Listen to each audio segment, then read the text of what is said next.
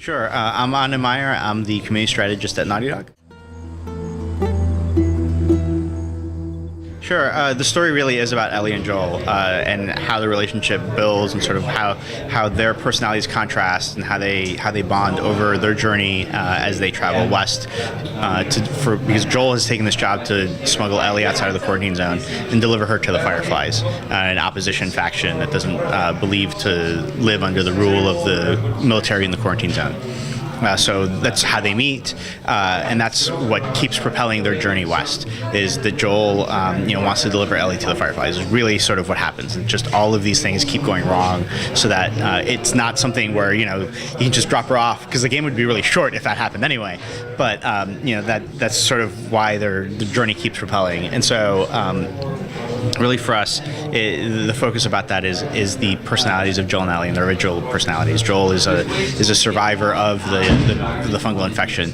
He's known the world before. He's lost everything. He's lost his life, the previous life he had. He's lost friends. He's lost family. So it's taken him to a really dark place. There aren't things as right or wrong for him, or good or bad. It's just sort of, am I willing to do this to survive, or am I not willing to do it? What are the repercussions or consequences of that? So he'll pretty much stop at nothing. He's done some very terrible things, both as working in the black market and to be able to survive. Ellie, is like a complete different contrast. She's only known the world after the infection. She's 14 years old. She's an orphan. She doesn't know. She really hasn't had anybody to rely on, and she doesn't have. She's learned to only rely on herself. She's very capable and independent. So she looks at the world that Joel used to live in with a sense of wonderment and curiosity. She can't imagine what it's like. It's almost a feeling of nostalgia for something that she doesn't know. She doesn't know what the world outside the quarantine zone is. So like nature, trees, the forest. That's all incredible for her, because these are things she's only seen in pictures. So it's almost like, imagine when you look at a vacation spot and you've only seen how wonderful it is, and you actually go there, and you sort of feel something. That's what she feels all the time when she's outside the quarantine zone. So there are these two contrasting perspectives on the world, two contrasting personalities. Joel really just wants to finish the job, give Ellie off, get his payout. Ellie, she can't rely on anybody. She's never had to, so she doesn't quite trust Joel. She doesn't know if Joel, is really looking out for her safety or her survival or her best interests. And over time, they start to, they learn to start working together, and it starts building their bond, their relationship. They're starting to trust each other some more. And so that's really the interesting part about, what our story is.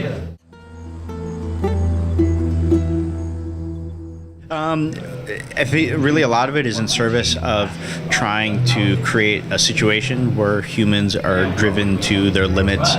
They're driven to be desperate in terms of the choices they make to try to survive. If you destroy civilization, if you get rid of infrastructure, if you get rid of manufacture, if supplies are scarce, then you're introducing a concept of what are you willing to do to get a supply that's necessary for your survival or for your well-being. And then it's like, how do we create a fictional condition so that people are driven to that. People are driven to make these interesting choices, and that's sort of where the fungal infection comes from.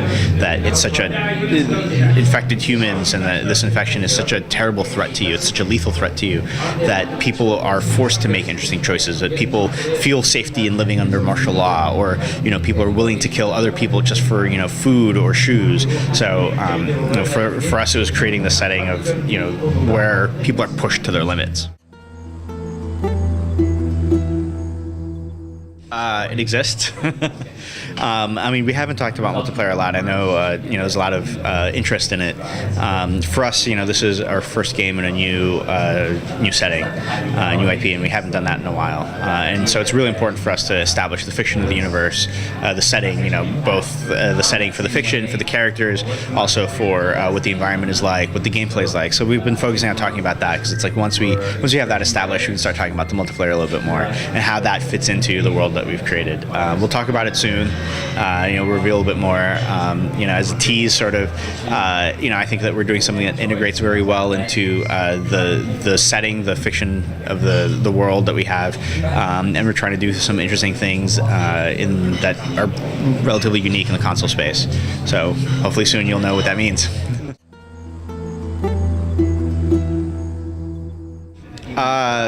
We've been like working on the PS3 version so long.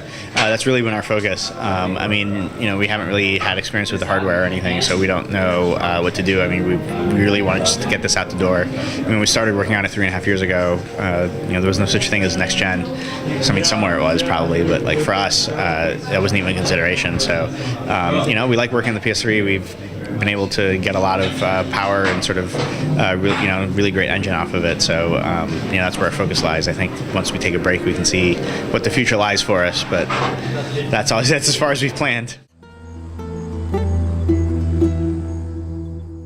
Who knows? One would hope. Let's hope so. Yeah, I think everyone would hope. If it's successful enough, if our fans really have interest in it, we'd like to have at least the opportunity to explore that as an option. But everything has to come together, and so once the game launches, we can explore that. We're always going to say we invested a lot of time and resources in creating this great fictional universe. It'd be great to explore it further. So we hope so.